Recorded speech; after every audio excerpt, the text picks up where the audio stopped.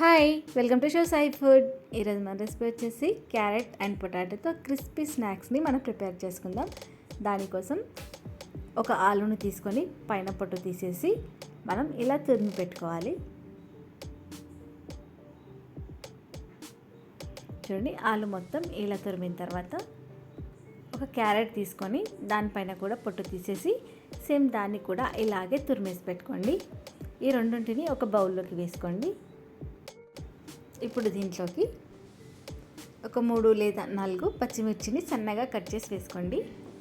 అలాగే ఒక 2 ఎగ్స్, 2 ఎగ్స్ని కూడా ఇందులో వేసేసుకోండి.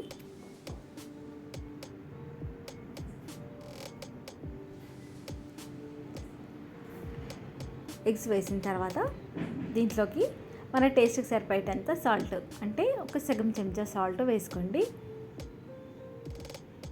ఇప్పుడు గరం మసాలా ఒక పావు చెంచా. గరం మసాలా మీ ఇష్టం అండి, ఓకే అనుకుంటే వేసుకోండి, లేకపోతే వేయకపోయినా పర్వాలేదు. ఇప్పుడు ఇవన్నీ మిక్స్ అయ్యేటట్టు ఒకసారి బాగా కలిపేసుకోండి.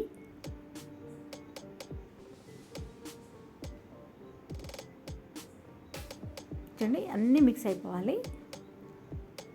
మనం ఎగ్ వేసాం కదా, ఇలా బీట్ చేసి మొత్తం కలిసేటట్టు కలిపిన తర్వాత ఇప్పుడు ఒక సగం కప్పు వరకు జొన్నపిండి తీసుకోండి. జొన్నపిండి వేసేసి మళ్ళీ ఒకసారి కలిపేసుకోండి. చూడండి, కన్సిస్టెన్సీ అనేది ఇలా ఉండాలి. మీకు ఇంకేమైనా పిండి పడుతుంది అనుకుంటే కొంచెం పిండిని అడ్జస్ట్ చేసుకోండి.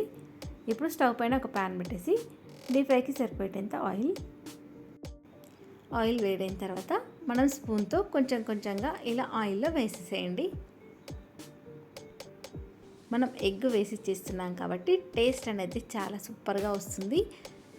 ఈవినింగ్ టైంలో ఇలా ఈజీగా ప్రిపేర్ చేసి పెట్టచ్చు. చూసారు కదా చేయడం ఎంత ఈజీగా ఉందో, టేస్ట్ కూడా చాలా బాగుంటుంది.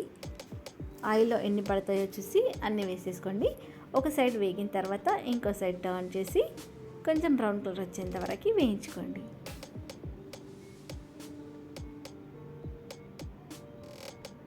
చూసారు కదా, ఈ కలర్ రావాలి మనకి. ఇలా కలర్ వచ్చిన తర్వాత ఇప్పుడు వీటిని మనం ఆయిల్లో నుంచి సపరేట్ చేసుకుందాం.